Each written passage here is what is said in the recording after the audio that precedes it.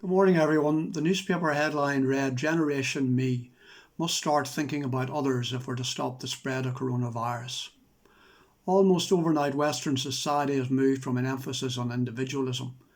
No one is going to tell me what to do, and as long as it feels good to me, I'm going to do it. Live as you please kind of attitude. We have moved to an awareness that we need to look out for each other, that we need to look out for the interests of others.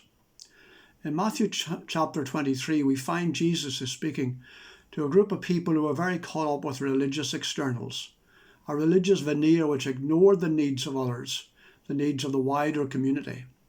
In verse 23, we read his words, "But you have neglected the more important matters of the law, justice, mercy, and faithfulness."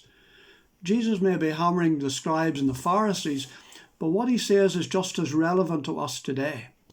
And that's where it becomes pretty challenging. For as the writer John Ortberg tells us, that what struck him was that Jesus used the strongest warnings of judgment and hell, not as warnings aimed at people outside his community of faith, but at the people inside.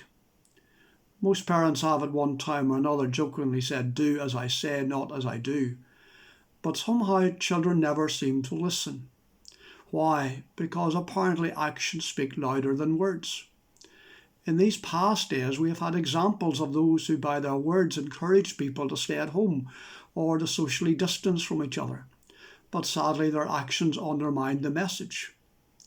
And let's be honest, religious hypocrisy is one of the great barriers to faith for many who might otherwise have embraced it. Jesus didn't just criticize the faith of the scribes and the Pharisees with words, however.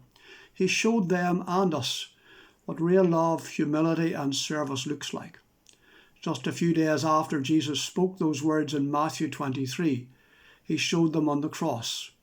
He was flogged, mocked, tortured, and crucified for us. He loved us. He laid down his life for us to save us, to free us from sin and self-righteousness. And he invites us to love and to serve him, not just for time and for eternity. The way of Jesus is about finding ways to reach out to others.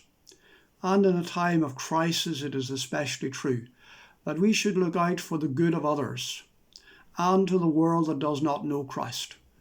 Not because we are obliged to do so, but because we are grateful for all that Christ has done for us, that we could not do for ourselves.